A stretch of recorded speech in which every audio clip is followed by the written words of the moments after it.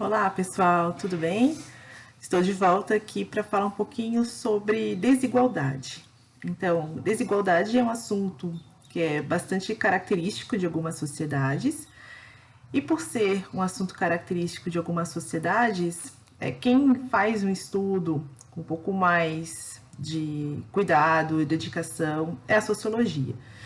Então, eu queria só falar um pouquinho da sociologia para vocês, que também é uma área das ciências sociais e que é, assim, considerando o tempo de ciência, é relativamente recente, né? A sociologia, ela vem do século XIX.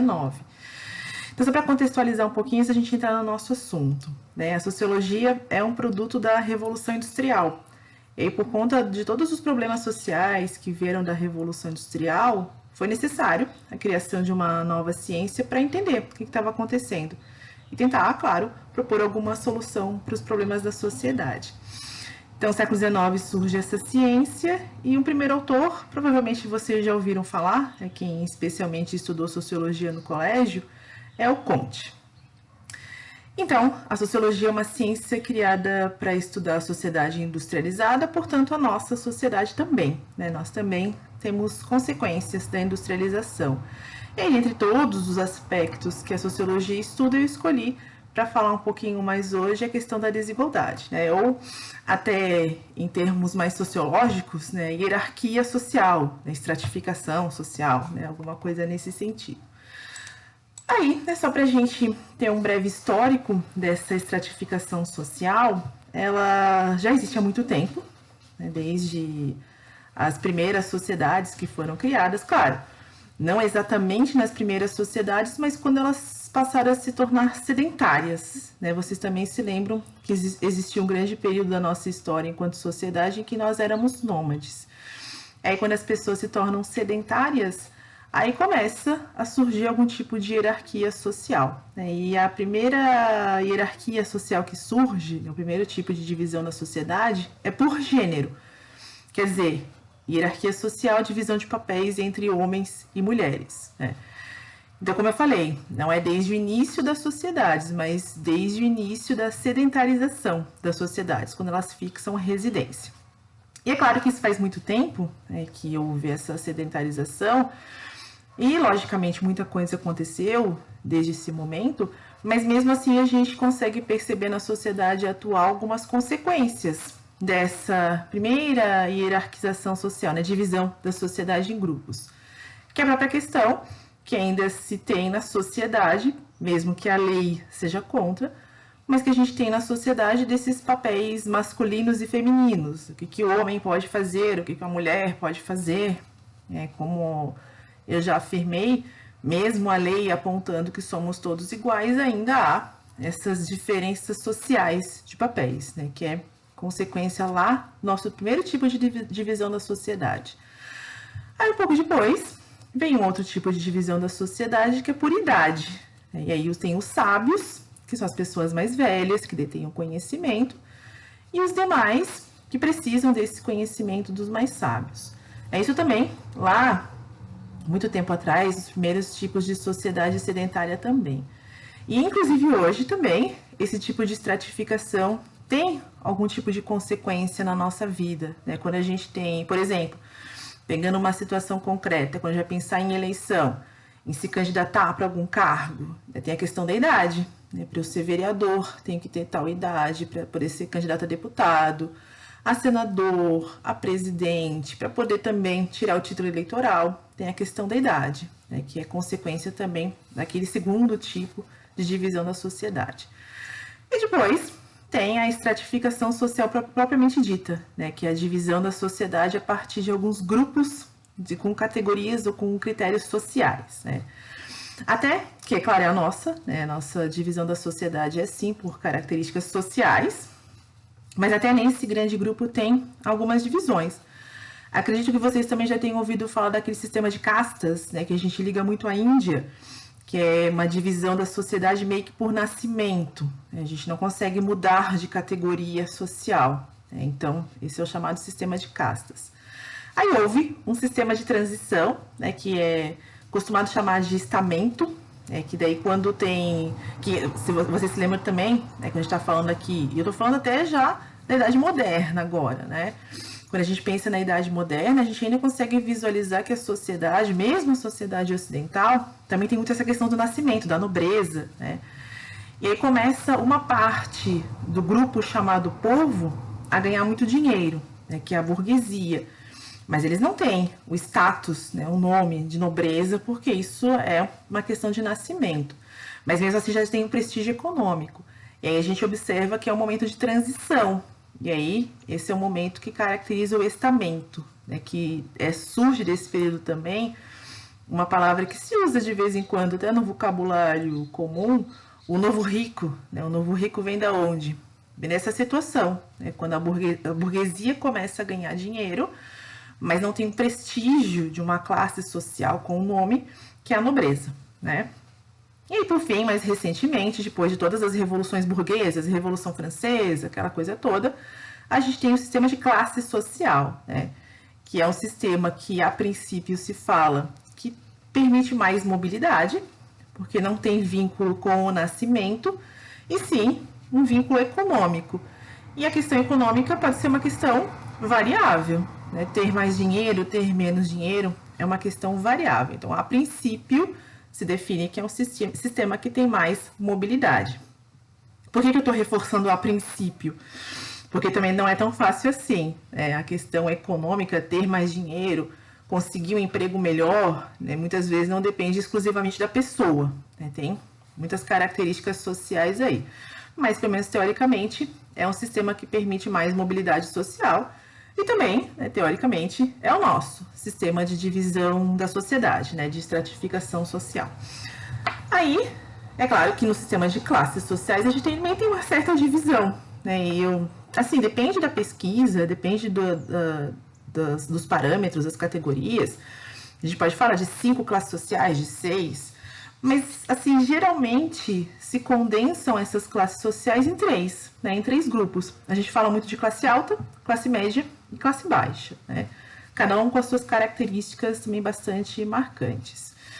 É claro, né, que a princípio as pessoas podem livremente mudar de classe, melhorar de vida, né, como eu já falei, não é tão fácil assim, não depende muitas vezes exclusivamente do indivíduo.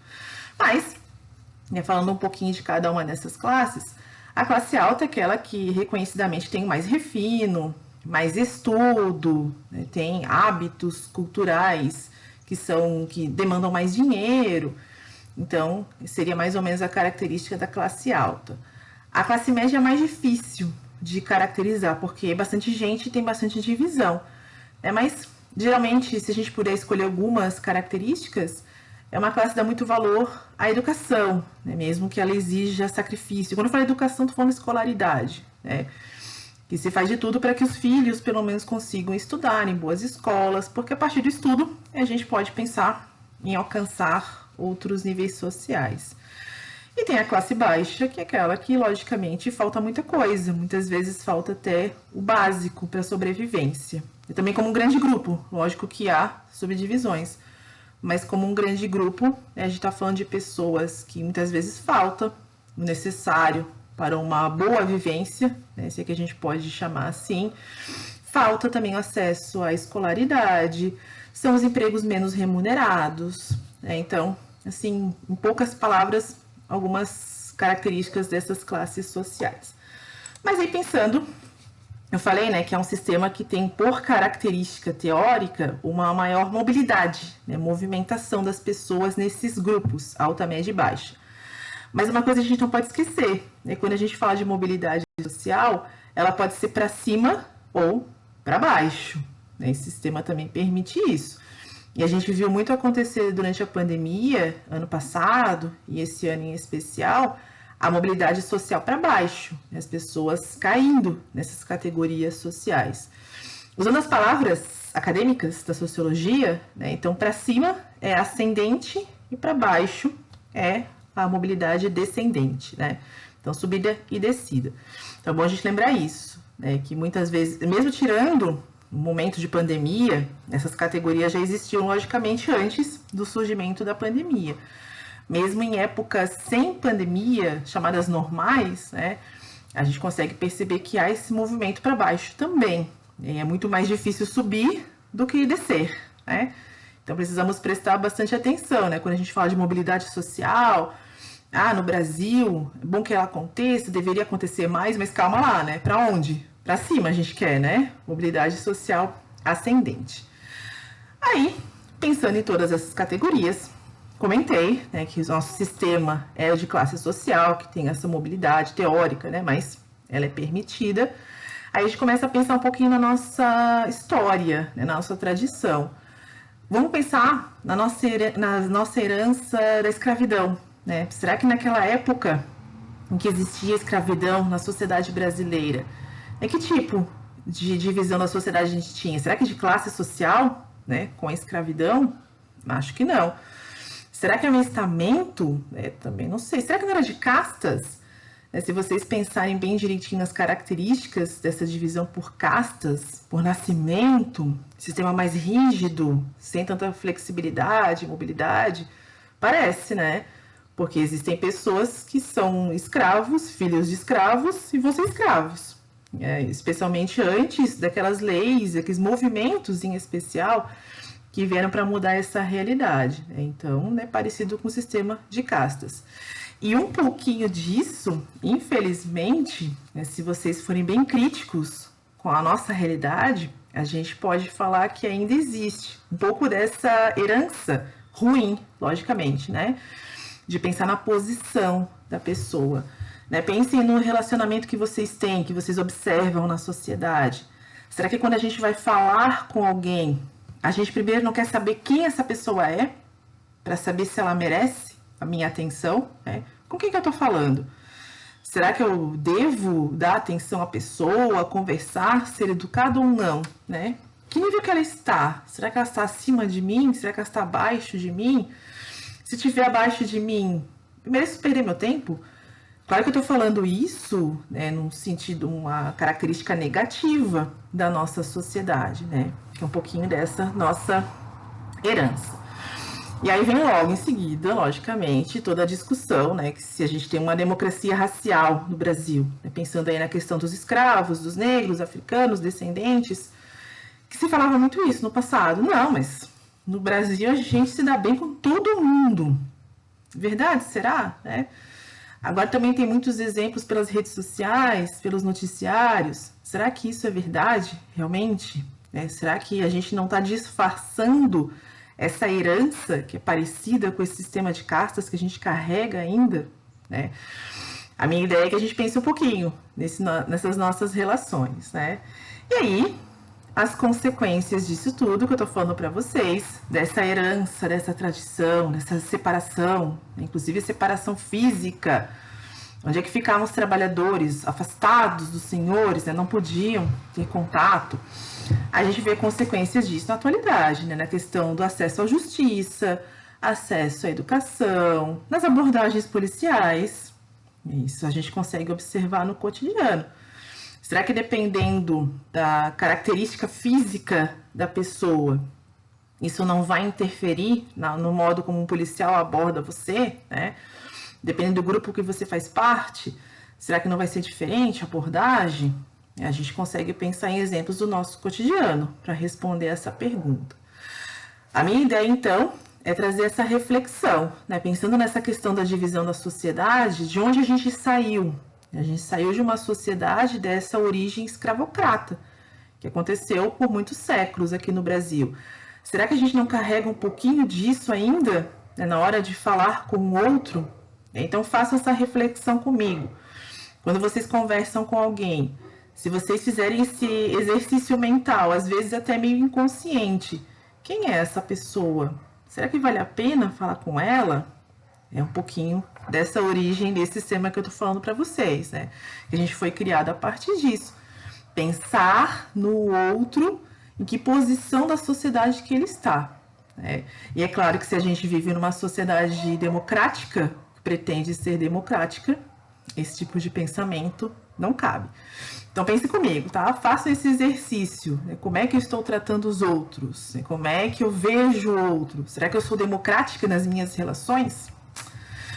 Então, isso é o que eu queria trazer para vocês. Pensem, façam essa reflexão e a gente se encontra mais tarde, em outro momento. Até mais.